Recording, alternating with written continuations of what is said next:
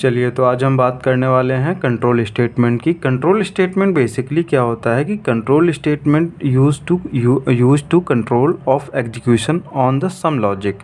कुछ लॉजिक्स होते हैं जिसके थ्रू ये जो है कंट्रोल करता है। तो ये दो प्रकार के होते हैं, एक होता है आपका कंडीशनल कंट्रोल स्टेटमेंट, एक होता है लूपिंग कंट्रोल स्टेटमेंट।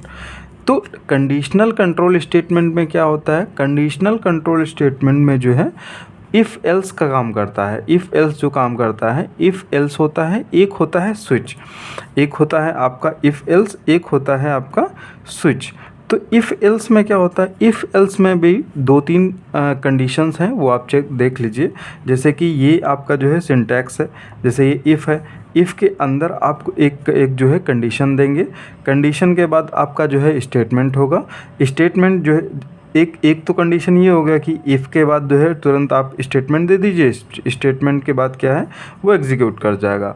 अगर और भी कुछ होता है तो उसमें क्या होता है कि पहले जो है इफ़ होता है, इफ़ में जो है कंडीशन होती है, कंडीशन के बाद जो है स्टेटमेंट, फिर एल्स, ये होता है इफ़ एल्स। ठीक है, इफ़ एल्स, एल्स के अंदर भी आपका जो है कंडीशन होता है।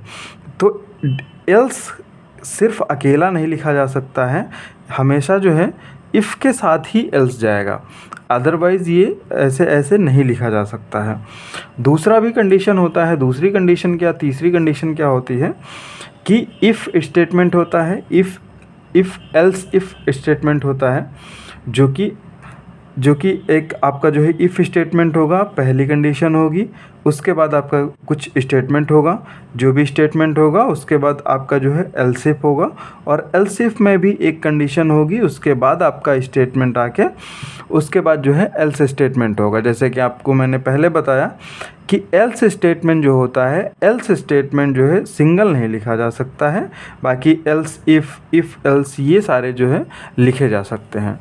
ठीक है,